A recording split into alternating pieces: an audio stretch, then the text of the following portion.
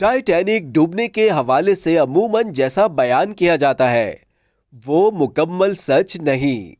ना ही टाइटैनिक उस तरह डूबा जैसा हम सोचते हैं। टाइटैनिक डूबने की वजह उसका सिर्फ बर्फ के तौदे से टकरा जाना नहीं था, बल्कि उसमें इंसानी गलती, अहम वार्निंग्स को नजरअंदाज करने और इंतहाई तबाहकुन फैसलों की एक तवील दास्तान भी शामिल है, जिसका तज़किरा हम अपनी इस वीडियो में करने जा रहे हैं।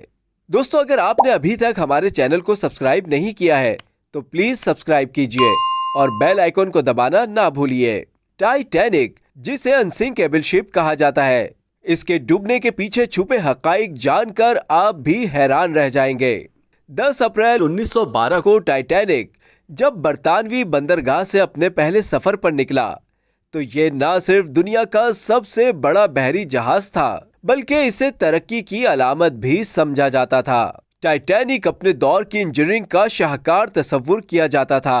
इस जैसी कोई दूसरी मिसाल मौजूद नहीं थी। लेकिन इस चमक और रौनक के पीछे छुपे हौलनाक हकाइक को हर कोई नहीं जानता था। ये बात हर किसी पर आया ना थी कि पॉलिश शुदा बैरूनी हिस्से के नीचे दरारें पड़ी है।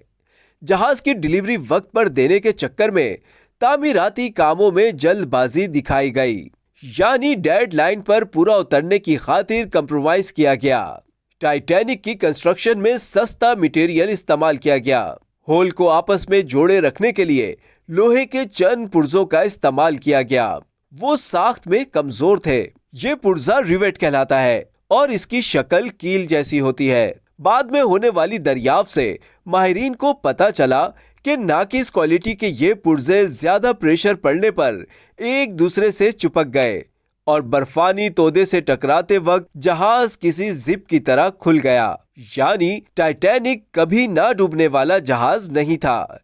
ये तो दर हकीकत कमजोर और नाजुक था और किसी को इस बारे में इल्म नहीं था। मलबे से मिलने वाले 48 ऐसे पुर्जों की जांच के बाद पता चला कि इनमें स्लैग मटेरियल की मिकदार ज्यादा थी, जो लोहे की टूट फूट का बाइस बन सकती है। जहाज के माहिरीन का कहना है कि जहाज के मैन्युफैक्चरर हार्लैंड एंड वॉल्फ पर बहुत ज्यादा दबाव था कि वो जहाज की धाती प्लेटों को सिलाई करने के लिए दरकार 30 लाख रिवर्ट्स बनाने के लिए काफी मिकदार में मतलूबा लोहे को महफूज करें। 14 अप्रैल 1912 को हादसे के दिन टाइटैनिक के अमले को आगे रास्ते में बर्फानी तोदा होने की 6 अलग अलग वार्निंग मौसूल हुई थी।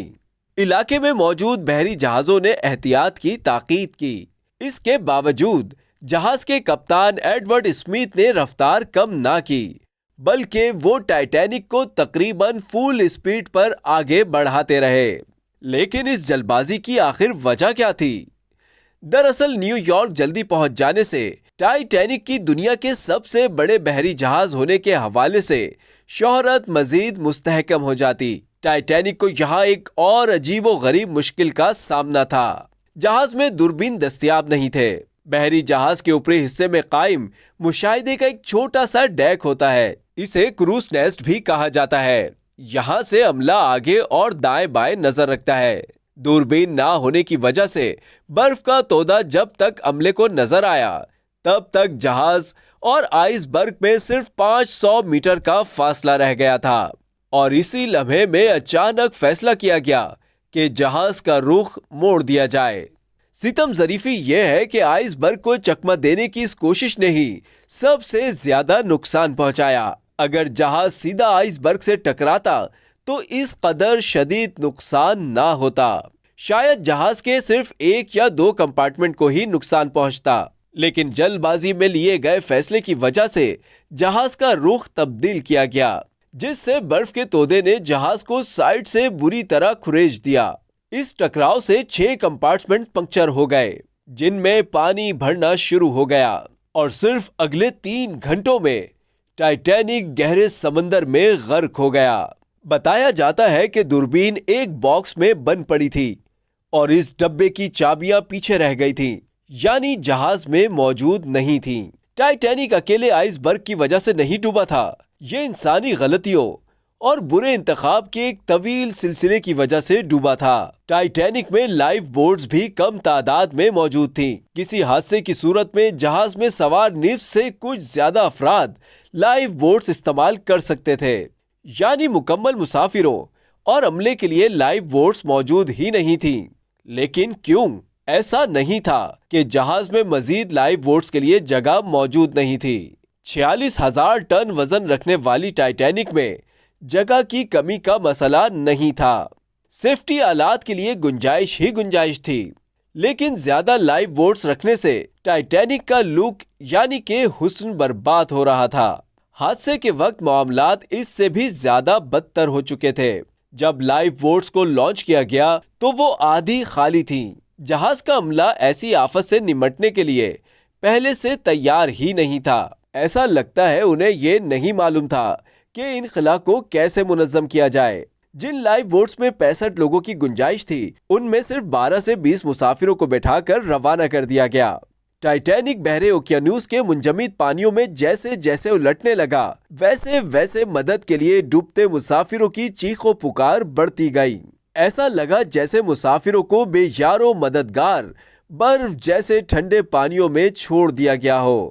اس بھیانک رات 1500 سے زائد افراد اپنی جانوں سے گئے، اس لیے نہیں کہ لائف بوٹس کافی نہیں تھیں، بلکہ اس لیے کہ تکبر نے منصوبہ سازوں کو اندھا کر دیا تھا۔